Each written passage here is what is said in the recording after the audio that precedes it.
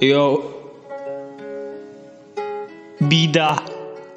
Jo, aha, bída. Ej. Let's go, bída.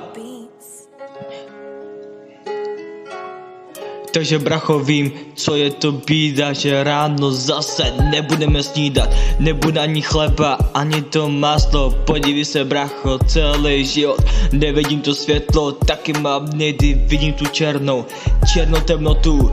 Bracho, je to tak, ale každý na světě má nějakou tu hodnotu, proto se snaží tady stát a bracho rapovat, aby ta bída jednou nezmizela, aby mi na účet přišly ty vyjebaní miliony. Brácho, prachy jsou ta nejhorší věc, prachy jsou zlo, co nám Satan daroval do světa, jo.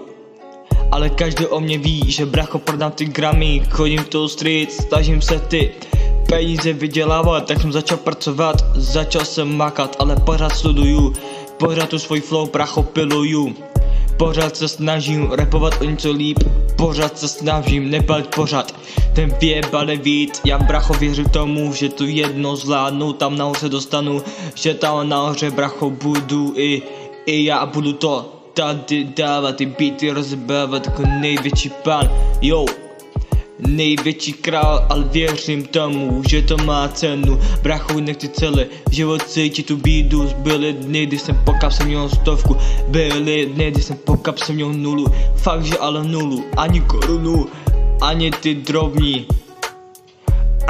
drobní, všichni jsme si rovní. Proto nemám důvod se povyšovat, proto nemám důvod se vychvalovat, jo.